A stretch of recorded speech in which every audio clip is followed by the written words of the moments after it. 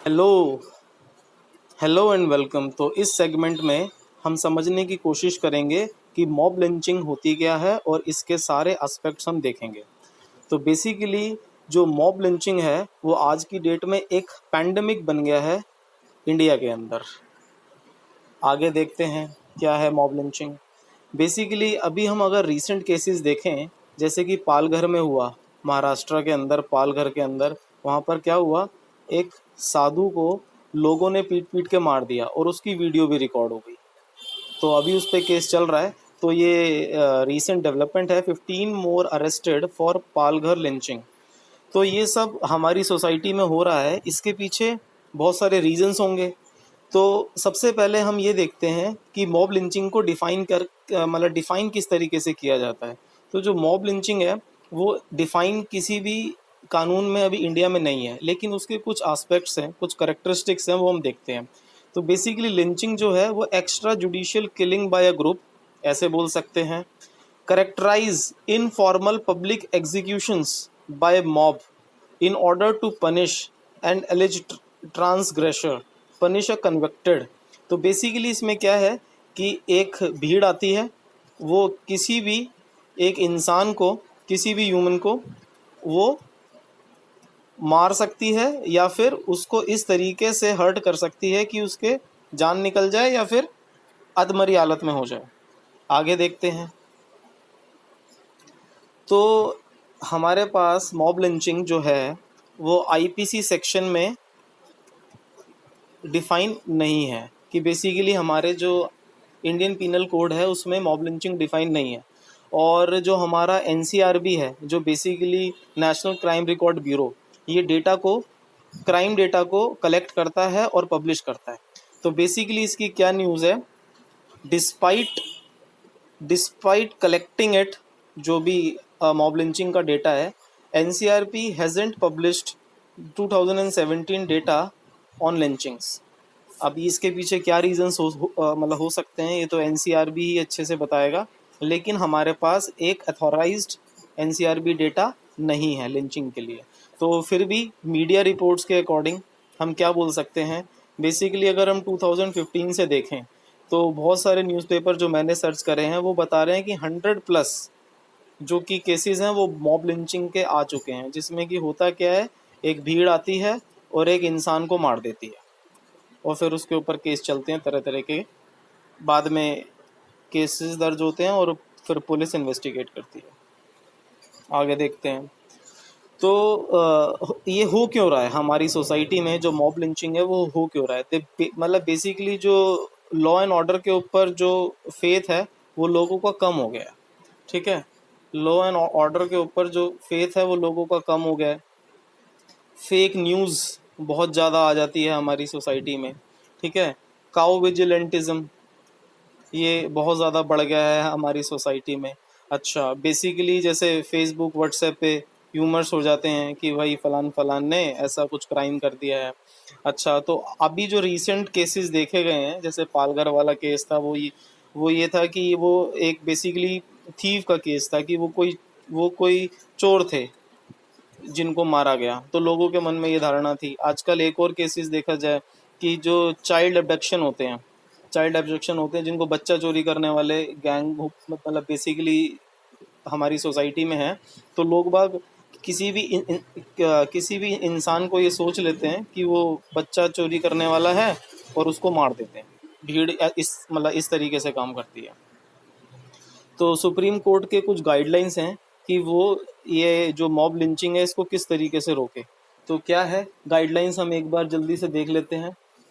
Supreme court ने ये बोला है कि मॉब लिंचिंग को सबसे पहले आप एक सेपरेट ऑफेंस बनाएं। ठीक है, और फिर सुप्रीम कोर्ट ने क्या बोला है कि जो आपकी स्टेट गवर्नमेंट है, वो एक सीनियर पुलिस ऑफिसर को डेजिग्नेट करे हर एक डिस्ट्रिक्ट के अंदर, जो कि प्रिवेंटिव मेजर्स लेगा मॉब लिंचिंग को रोकने के लिए। और क्या सुप्रीम कोर्ट ने बोला, सुप्रीम कोर्ट ने बोला आइडेंटिफाई करे, ऐसे डिस्ट्रिक्ट आइडेंटिफाई करे, विलेजेस आइडेंटिफाई करे, और वहाँ पर ये देखे एक रिपोर्ट तैयार करे कि रीसेंट पास्ट के अंदर मॉब लिंचिंग के केस कितने हुए। आगे क्या देखे, बेसिकली सेंटर को भी बोला और स्टेट को भी बोला, सेंटर को भी बोला और स्टेट को भी बोला कि रेडियो के ऊपर, टीवी के ऊपर टेलीकास्ट करे कि आपको अगर आप अगर किसी भी मॉब लिंचिंग में शामिल होते हैं तो उसके आपको क्या परिणाम भुगतने पड़ेंगे, आपको क्या सज़ा मिलेगी, ये भी बोला सुप्रीम कोर्ट ने। दोनों के लिए बोला, सेंटर और स्टेट के लिए। अच्छा, और स्टेट गवर्नमेंट को बोला कि जो भी मॉब लिंचिंग में पाया जाता है आप उसके खिलाफ एक एफआईआर लॉन्च करिए। सबसे पहले एफआईआर आपकी होनी चाहिए। और क्या बोला सुप्रीम कोर्ट ने, ये भी बोला कि आप कंपेंसेशन भी दीजिए, कंपेंसेशन जो भी विक्टिम है। और क्या बोला, अगर कोई पुलिस ऑफिसर या फिर अथॉरिटी आपकी पाई जाती है कि उसने ड्यू एक्शन नहीं लिया मॉब लिंचिंग के केस में, तो उसके ऊपर एक्ट ऑफ नेग्लिजेंस का केस लगेगा। ठीक है, तो ये सारे सुप्रीम कोर्ट की गाइडलाइंस हैं मॉब लिंचिंग के लिए। आगे बढ़ते हैं, इस क्या है देखते हैं। तो बेसिकली अभी हमने मॉब लिंचिंग को समझा, सारी चीज़ें देखी, तो अब हम देखते हैं what is the punishment for mob lynching. क्या क्या पनिशमेंट है मॉब लिंचिंग की इंडिया में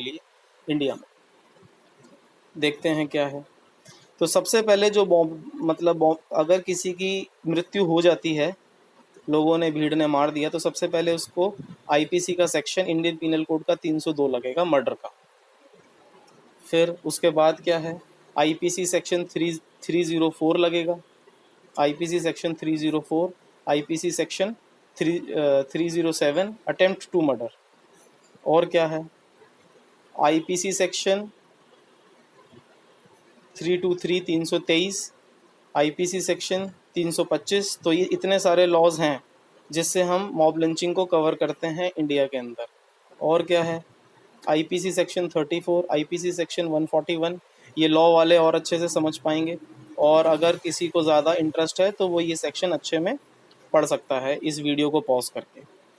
आगे क्या है, IPC section 149, IPC section 147, IPC section 148।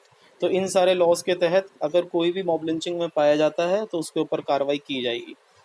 तो ये सारे लॉज देखने के बाद अब हम ये देखते हैं कि सोसाइटी की तरफ से एक पहल है, और भी जो भी हमारे प्रेशर ग्रुप्स होते हैं, बेसिकली एक मानव सुरक्षा कानून की बात करे जा रही है। ठीक है, पब्लिक सिक्योरिटी एक्ट, कि इसके अंदर क्या होगा, एक आप इस तरीके से लॉ लेकर आइए कि जो आपको बेसिक, जो आपका फंडामेंटल राइट है, आर्टिकल 21, वो आपका फुलफिल करें।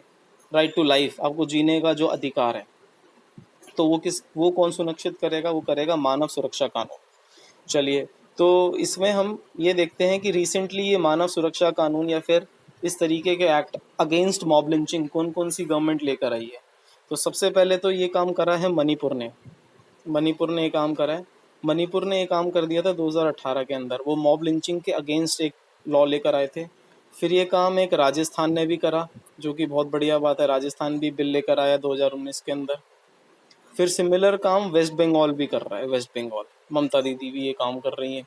ठीक है, वो भी मॉब लिंचिंग के अगेंस्ट लॉ को लाने में काम कर रही है। चलिए आगे देखते हैं। तो अब अगर मान लो मॉब लिंचिंग के केसेस हो जाएं तो हमें क्या क्या करना चाहिए।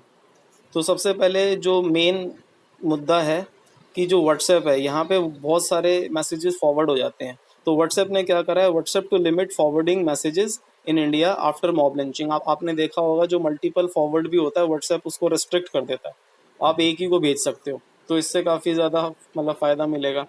और क्या है, एक आपको नई चीज़ बताता हूँ, आर्टिफिशियल इंटेलिजेंस के थ्रू जो काम बाहर की कंट्रीज़ में होता है, आपके रशिया में होता है, यूएस में होता है, इजराइल में ख़ास तौर से होता है। बेसिकली क्या करते हैं, जो आपका सोशल मीडिया पे कंटेंट है ना, ये उसको सिंप्लीफाई करते हैं।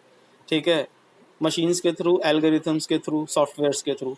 और ये उस तरीके का बेसिकली टेम्पलेट्स बनाते हैं कि क्या क्या उस फोटो में, उस मैसेज में, ऑडियो मैसेज है, क्या वीडियो में क्या कंटेंट है जो कि आपका हेट क्राइम सोसाइटी में फैला सकता है। तो इसको वहीं वो देख के मशीन जो है वो ब्लॉक कर देगी, जो सॉफ्टवेयर है वो ब्लॉक कर देगा। तो इंडिया में भी ये काम धीरे धीरे चल रहा है, गूगल भी ये काम करता है। ठीक है, आपके जो लिंक हैं, जो आपके आईपी एड्रेस है, वो ट्रैक हो जाएगा कि कहाँ से मैसेज आया और कहाँ गया, कौन कौन इन्वॉल्व है। इवन अब तो आर्टिफिशियल इंटेलिजेंस में आप ये सब भी देख सकते हैं कि जो ज़ीरो सेंडर था, जैसे जहाँ से वो मैसेज स्टार्ट हुआ, आप उसको भी अनलॉक कर सकते हैं कि वो कहाँ से आया। चलिए, और भी बहुत सारी चीज़ें हैं, लेकिन मेनली जो रीजंस देखे गए हैं वो देखे गए हैं आपके रिलीजियस कॉजेज़, ठीक है, एक पर्टिकुलर कम्युनिटी के खिलाफ या आपस में कम्युनिटी के अंदर। जैसे इंडिया के अंदर हिंदू मुस्लिम दंगे बहुत हो जाते हैं, अभी दिल्ली का भी केस चल रहा है रिसेंटली जो राइट्स हुए। ऊपर से जो पॉलिटिकल स्पीचेस होती हैं, हेट स्पीचेस, उनको भी कर्ब करने की बात की गई है। और क्या हो सकता है, हेट क्राइम्स, पर्टिकुलरली एक कम्युनिटी कास्ट क्लास दूसरी कम्युनिटी कास्ट क्लास में आपस में बढ़ जाए तो भी आपका मॉब लिंचिंग हो सकती है।